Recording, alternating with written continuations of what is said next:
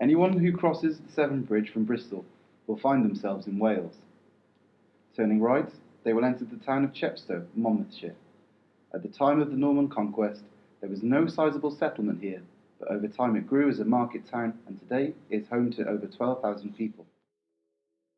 When the Normans conquered the English at the Battle of Hastings in 1066, they set about building castles as fortresses and symbols of their power. The first castle to be built on the English-Welsh border was at Chepstow. William realised the strategic importance of this border area, especially at an important crossing point over the River Wye, and commissioned the building to be started directly in stone, rather than the normal wooden Motte and Bailey construction, favoured for its ease and speed of build. This castle started the building trend of many castles along the border, known as the Welsh Marches.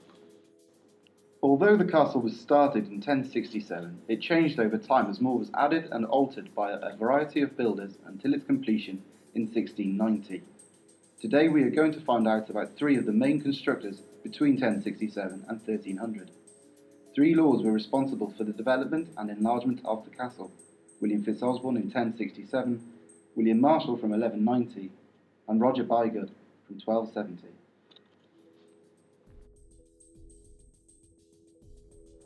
Born in 1020 in Normandy, his father was a close associate and cousin of William the Conqueror's father, Richard of Normandy, and the two Wills were childhood friends. He fought for the Conqueror at the Battle of Hastings and was rewarded for his service with a prominent role in the subjugation of South and West England. William Fitzosborne was given the title of Earl of Hereford and tasked with maintaining the kingdom's stability. During the 1060s, Anglo-Saxon attacks were emerging from Wales, threatening Norman conquests in England. In order to counter this threat and to act as a springboard for attacks into Wales, William Fitzosborne built a series of castles, including the one here. These fortifications stretched from Wigmore in the north to Chepstow in the south, in present-day Herefordshire, Gloucestershire and South Wales. Construction on these strongholds started in 1067, and some were used for several hundred years before advances in technology rendered them less useful. When William I left England in 1067 to settle a continental conflict, he left Fitzosborne and Bishop Odo of Bayeux in control of England.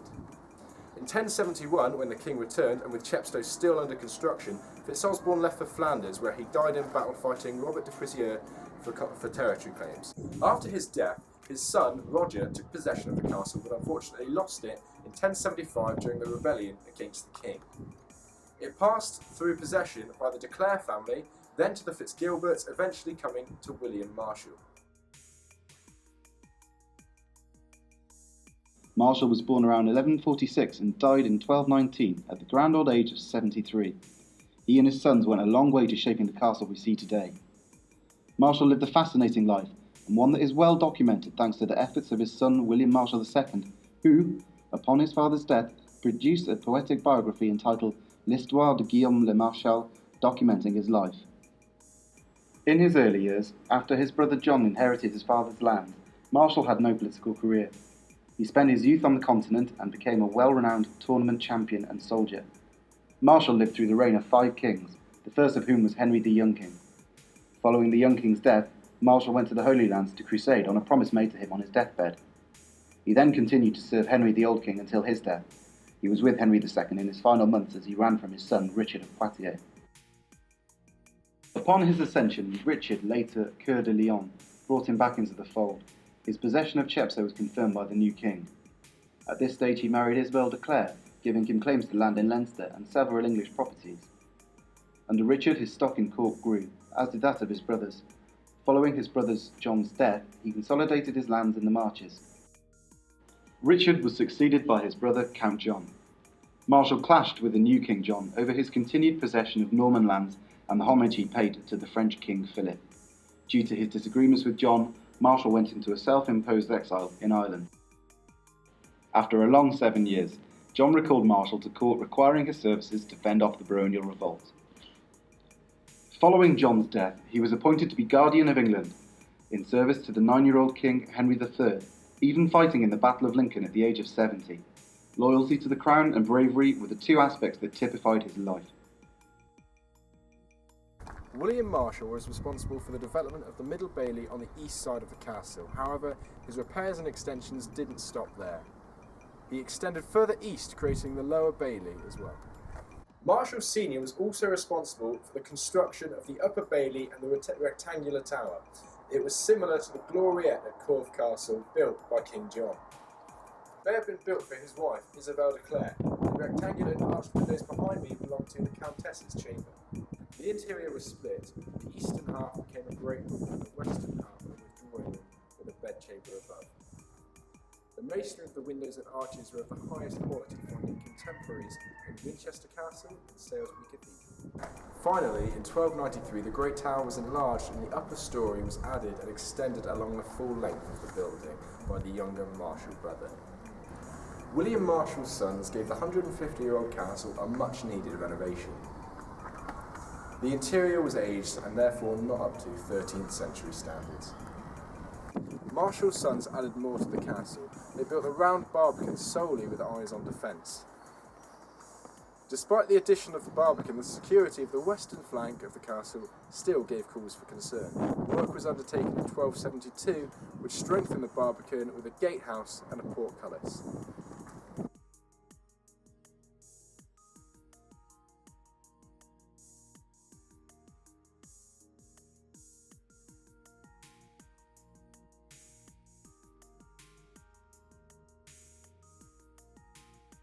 The portcullis was a pivotal part of medieval castle defence. You'll see above me 3 grooves designed for 3 most likely separate portcullises, making this an incredibly difficult area of the castle to penetrate. This is part of the upper barbican, which is probably one of the hardest parts of the castle to interfere with and to crack open.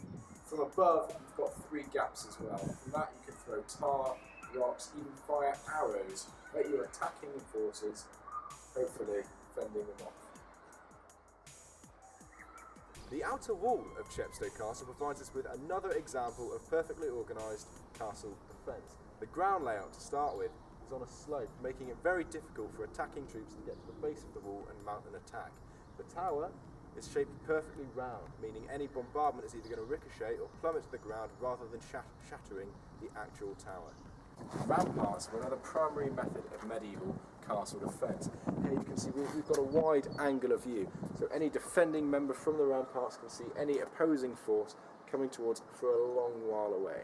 In addition to that, they've got the perfect angle for archers to start volleying and start making the opposing force smaller and smaller. These pillars in the centre are designed so that the attacking or invading force, whilst coming up the stairs, cannot deal a significant blow on those who are defending from the stairs. If I show you with this umbrella, a long broad sword is going to be far too huge and far too heavy to try and get a thrust up to a defending member of the castle.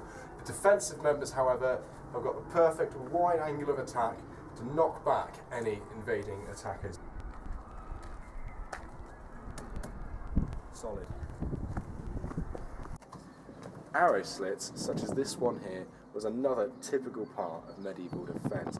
You can see it's designed long but thin. Long so that you have a long view of fire for the archer, but thin so that any opposing fire coming toward the defending archer is not an easy shot to make. It's protection for the archer while a wide angle of attack as well.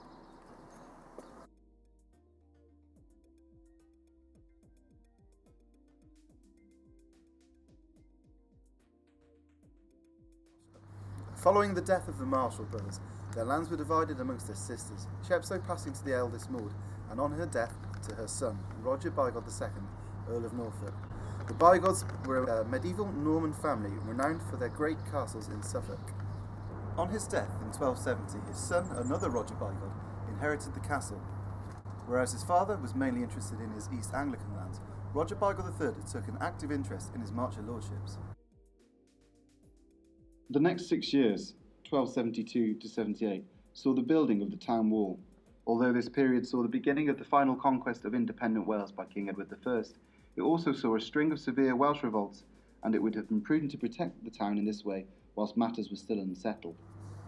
Work at the castle began at about 1278 under the new direction of Master Ralph, who was paid a wage of 2 shillings a week as Master Mason. 1278 and 85, a fine new hall range was built along the River Cliff, along the north side of the Lower Bailey. Roger Bigod and Ralph Gorgon also built the Great Tower at the south-east angle of the Lower Bailey. They remodelled the 11th century Great Tower, extending the Marshall Brothers extra storey at the west end to cover the entire tower, adding corner turrets at the eastern angles and inserting a floor over the hall. Founded in 1285, the Martin's Tower at the southeast corner of the same bailey was a vulnerable part of Chepstow's castle defence. The building of this tower was of tantamount importance when creating a structure of keep-like proportions. Earl Roger equipped the castle with accommodation worthy of a nobleman of high rank. A new kitchen, service rooms, hall and Earl's private accommodation were added along the riverside of Chepstow Castle from the outer to middle gate. Bygod's intensive building works are said to have stimulated the town's economic pulse, and in time the name Chepstow began to distinguish the town from the lordship. In 1298, a military engineer Reginald was brought in to advise on the building of 4 large springalds, or catapults, mounted on 4 of the towers, including the Great Tower. For some reason, these were later neglected, and 3 of them were put into storage, where they soon became useless. Partly because of his lavish building works, Roger Bygod was heavily in debt in his latter years. In 1302, the childless Earl made an agreement with the king that in return for an annuity, his lands and castles would pass to the crown on his death in 1306. Chepstow Castle is a relic of times gone by. It stands as a reminder of the Norman presence in Wales, and its original unique stone build by William Fitz-Osborne reflects its importance in guarding the River Wye. The castle has undergone several adaptations as years have passed, with the most prominent being under William Marshall, who constructed the main gatehouse and several towers to improve the castle's defence. Other changes were made by Roger Bygod, who converted the fortress into a castle fit for royalty. In the 16th century and onwards, the castle saw fortifications and mild modifications being carried out. The castle faced bombardment during the Civil War, in which it passed hands from royalists to parliamentarians several times. Despite this, the castle remains well preserved, and walking through the grounds allows one to gather the sense of walking through time. The connection to the Norman times is not forgotten today, both through William Fitz-Osborne's building of the Great Tower in Chepstow Castle and St Mary's Church, which lies about 300 metres from the castle. These Norman ties are memorialised in this mural, found on the side of a local supermarket. The castle serves as a unique reminder to the people of Chepstow of their history. It will continue to do so for generations to come.